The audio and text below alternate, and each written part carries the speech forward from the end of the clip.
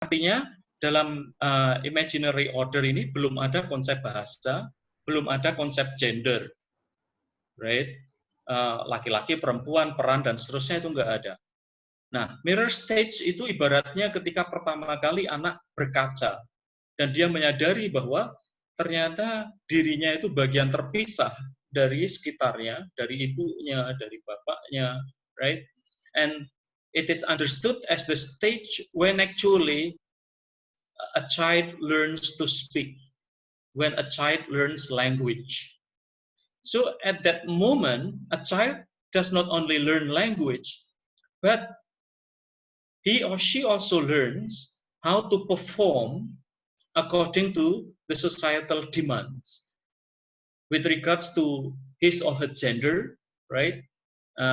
With regard to the kind of role that later on he or she should adapt as a child, and so on and so forth.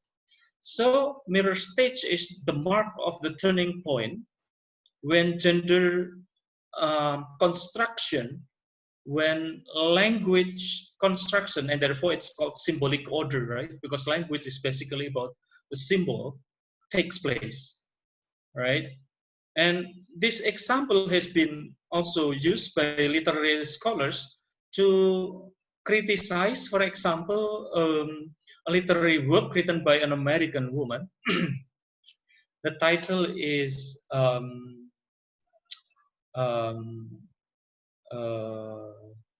The Awakening, right?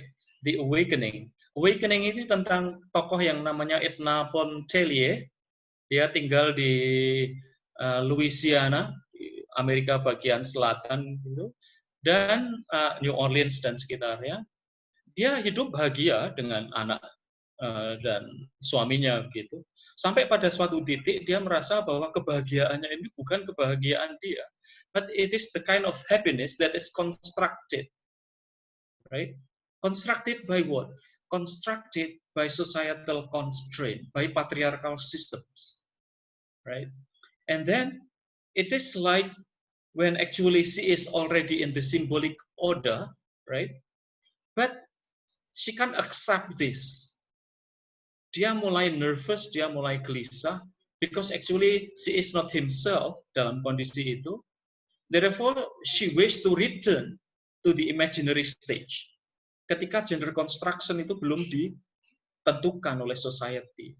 Ketika kebahagiaan itu masih bebas, dia rengkuh dengan cara yang tidak ditentukan oleh sebuah sistem yang sangat patriarkal.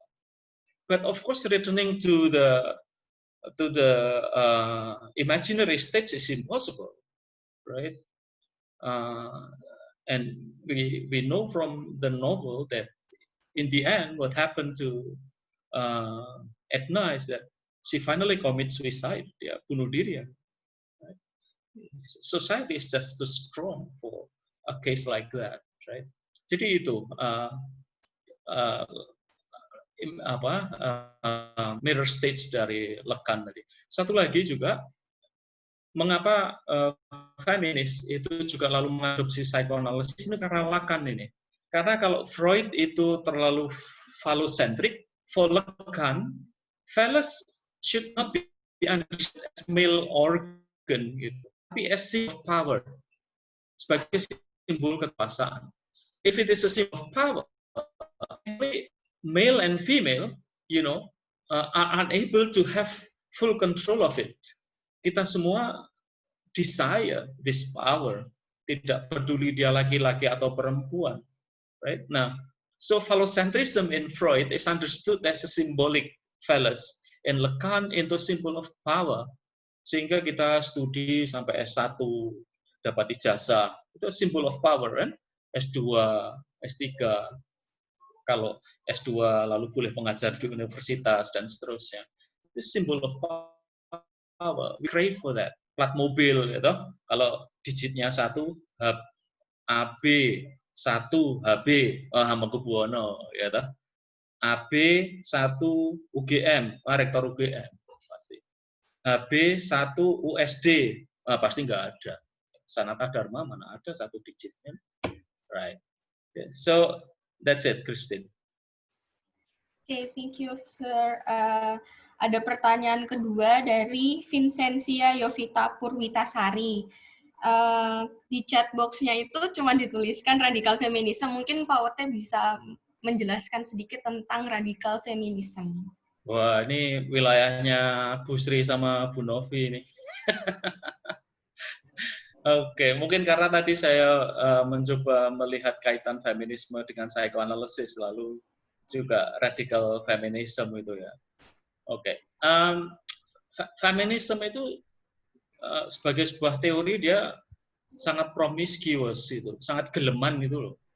Dengan apa-apa dia mau. Dengan Marxisme jadilah Marxist feminism. Dengan ekologi jadilah ecofeminism, ya kan? Dengan kelompok radikal jadilah radical feminism. Dengan kelompok gay and lesbian jadilah gay and lesbian feminism, seterusnya. Maybe in order to compare radical feminism with other feminism terlalu banyak kan. Misalnya kita compare saja radical feminism dengan ecofeminism gitu ya. Apa bedanya gitu?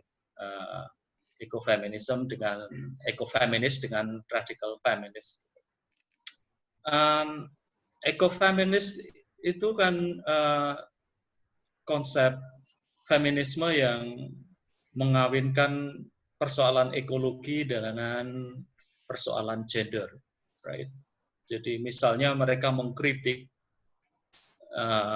the feminization of nature, bagaimana alam itu digenderkan sebagai perempuan, ya she kan, the earth itu she. Karena perempuan itu lalu synonymous dengan passivity, right? Dengan being passive. Lalu attitude seperti itulah yang membuat bumi kita semakin tua, because then Earth is seen as passive to be exploited by the male-centric attitudes of humans, right? Jadi cara pandang yang melihat alam sebagai perempuan dan karenanya pasif itu yang dikritik. Kaum feminis mengatakan jangan begitu, kualitas being feminin misalnya caring, apalagi sih, pokoknya baik-baik tuh feminis tuh nurturing ya lah, itu jangan hanya dicapkan kepada kelompok perempuan, tapi attitude juga harus adopted by male, sehingga our treatment of our nature itu menjadi lebih caring, lebih nurturing, seperti itu. Radical feminist itu berbeda sekali. Mereka memposisikan bahkan laki-laki dan perempuan itu sebagai sebuah batas yang tidak bisa dikompromikan. Misalnya mereka ada yang berpendapat true feminism, feminisme yang sejati, can only be achieved by means of lesbianism. Right? Radikal sekali, gitu. Jadi feminisme yang sejati, kalau kamu seorang feminis tapi masih menikah, itu feminis embiah-embiah namanya, kata mereka. Kalau kamu feminis yang true blue, yang hardcore, gitu, menikah, harus menjadi seorang lesbian. We do not need males, right? So it's this separation, this radical attitudes, I think, so far as